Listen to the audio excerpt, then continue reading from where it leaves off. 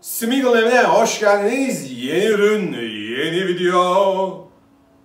Uruk-hai Legendary Scale Bust Sideshow'dan.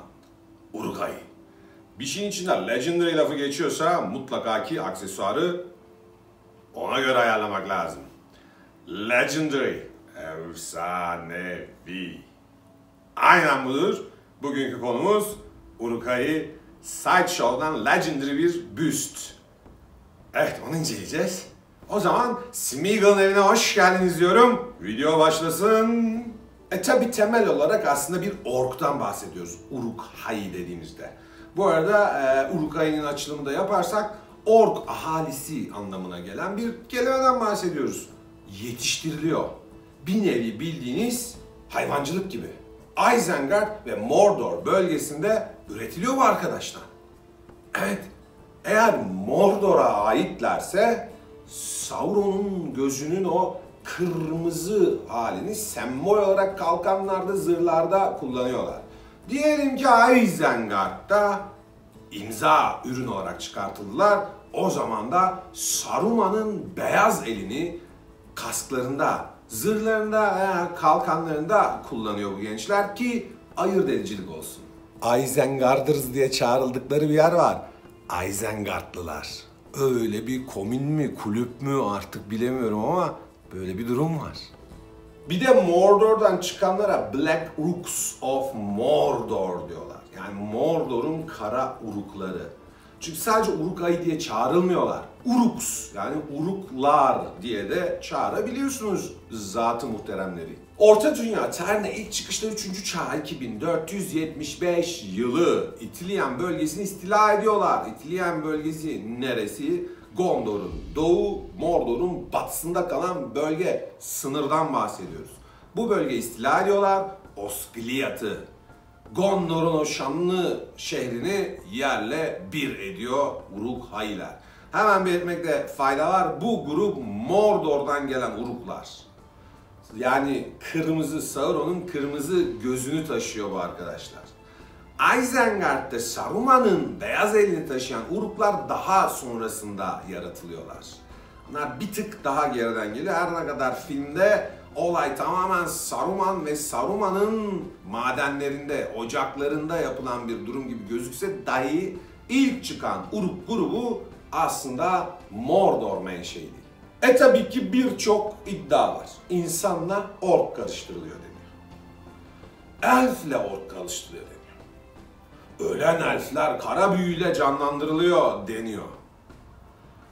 Hangisi hoşunuza giderse alıp cebinize yola devam edebilirsiniz. Şimdi böyle dedik diye yanlış anlaşılmasın. Tabii ki Tolkien'in çok net bir açıklaması olmadığından dolayı bunun üzerinde istediğiniz gibi theory crafting dedikleri o teori üretimi, Allah ne verdiyse yapıştır durumu mevcut. Ancak bilinen bir şey var. Bir Uruk-hai, bir Uruklar ordusu belli birimlerden oluşuyor. Bu birimlerin içinde mızrakçılar var. Arbelet denen o bizim Tatar yayı diye çağırdığımız yayı kullananlar var. Kılıçlı ve kalkanlı bir grup mevcut. Filmlerde gördüklerimiz izci grupları, Uruklar. İstihkam birlikleri var. Ve en son ve en şanlı grup tabii ki Berserkers dediğimiz grup.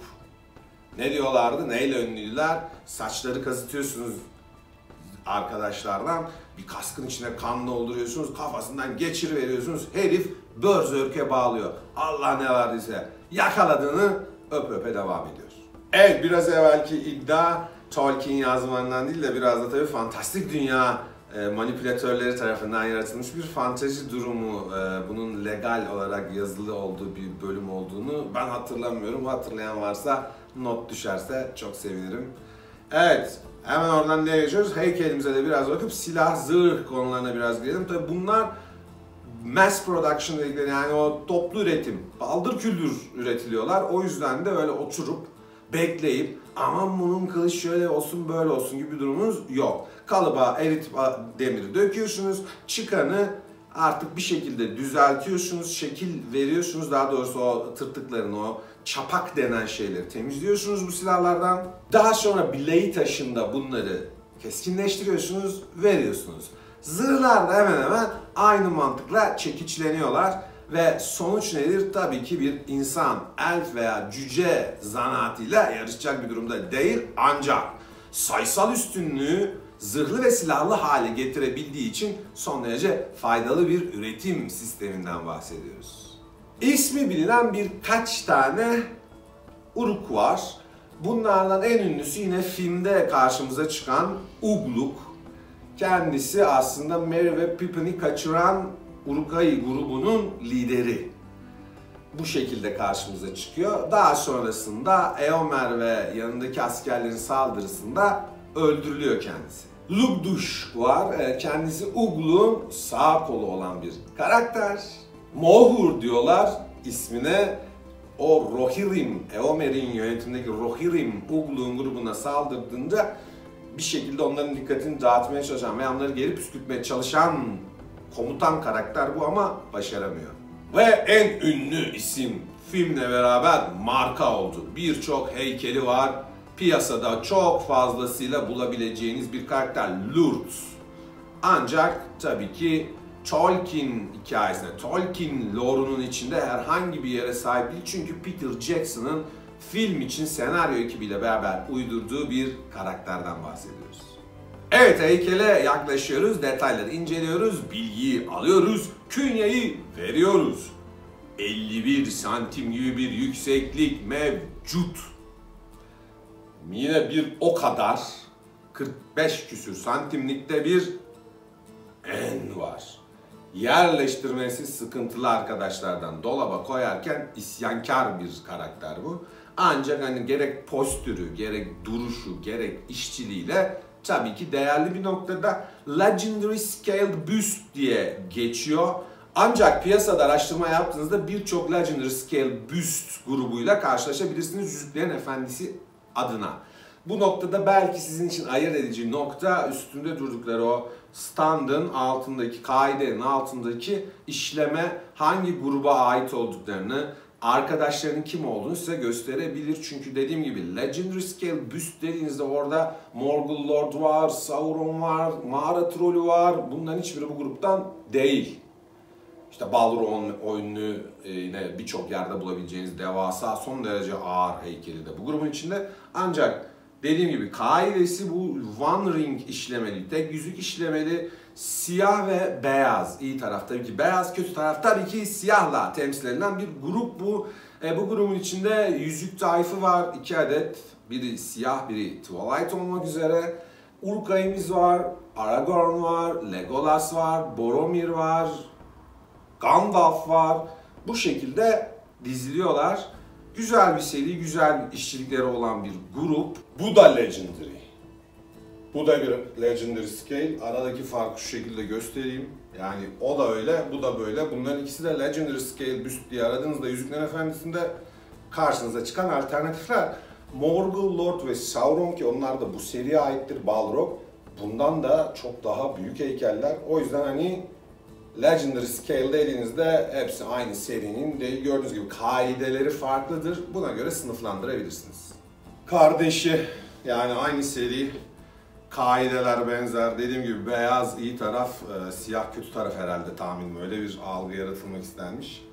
Gandalf'la Uruk-hai. Aynı serinin aynı şekilde Legendary Scale büstleri.